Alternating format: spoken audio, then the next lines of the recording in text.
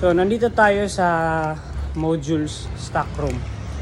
This was a old classroom dati ng mga hindi pa to nasisira itong building na to. Hindi pa naluluma. So, ito yung mga modules na kailangan nating ilipat doon sa kabila. Ito yung mga modules na kailangan nating ilipat doon. Kailangan din nating arrange according to subject matter. Kasi pag hindi natin ito nailipat doon, itong mga modules na to posible pang masira dito dahil yung habog and all. Because nakita nyo, open window, pero yung doon closed, at least may iiwasan natin. So, ang goal natin today, ang goal natin ngayong araw na to, simultaneous again, is malinis itong entire room na to, mga modules, mailipat doon, lahat ng kailangan pa ng paaralan para sa paparating na bagong pagbubukas ng paaralan ay mailipat natin doon at ready na magamit.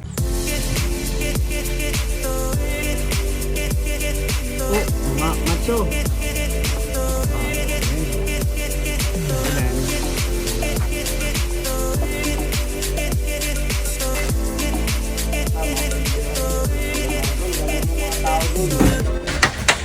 So narito yung mga modules nating naipon. Malapit na yung matapos, So dito yung ating dinidispatchahan ng mga modules. Dito yung ating kapatid na pugi.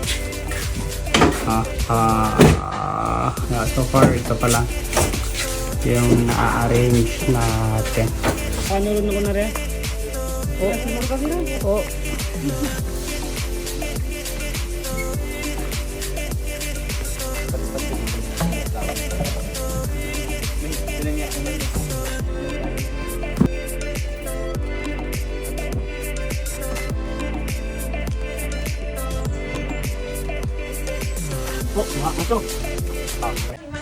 At ngayon ay dito kami sa stock room at kami nitong lilinisan, mga babae na hiya.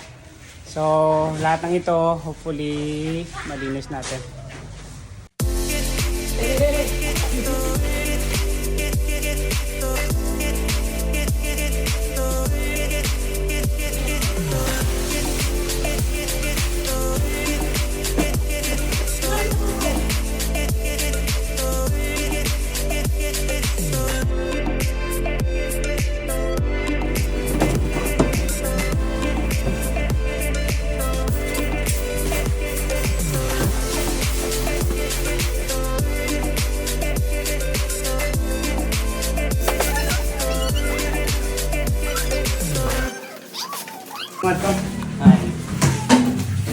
Ito ba?